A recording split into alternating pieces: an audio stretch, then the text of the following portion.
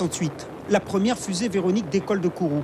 La France se bat pour parvenir à rentrer dans le cercle restreint des puissances spatiales. 50 ans plus tard, les pionniers et des représentants d'associations reviennent sur les lieux. Georges Chaumette est le premier Guyanais embauché par le CNES en avril 1966, une époque où le spatial est loin de faire l'unanimité.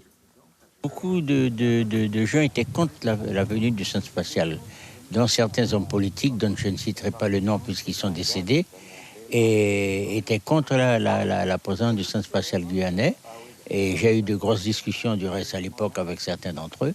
Et heureusement que le centre spatial a démontré que sa présence en Guyane était nécessaire. Mais l'installation est difficile. La relation entre environ 700 Sud-Américains, 500 Européens et les 1200 Guyanais travaillant sur le chantier n'est pas simple. D'un côté, nos amis guyanais avaient des activités agricoles, de pêche, etc., l'administration, l'enseignement. Hein. Ma belle-mère, d'ailleurs, avait été enseignante à Kourou, quelques années avant.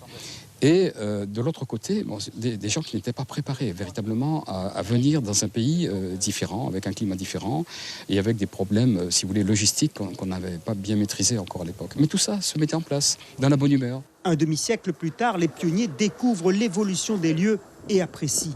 Quel progrès en 50 ans, mais cet outil est formidable, le CSG, c'est un outil formidable. Un outil qui a nécessité pour son installation l'expropriation de nombreuses familles d'agriculteurs. Juliana Dufay-Chechot avoue encore son mal-être en repensant à cette époque.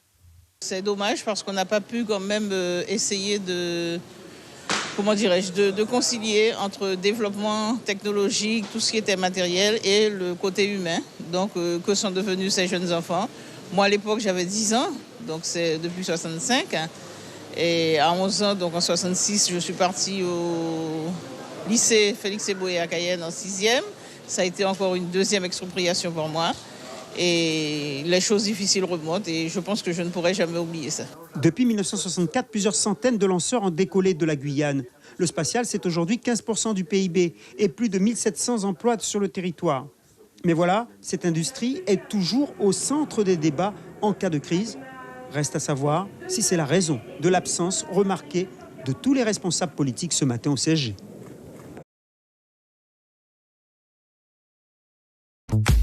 Suivez l'info sur Guyane la Première.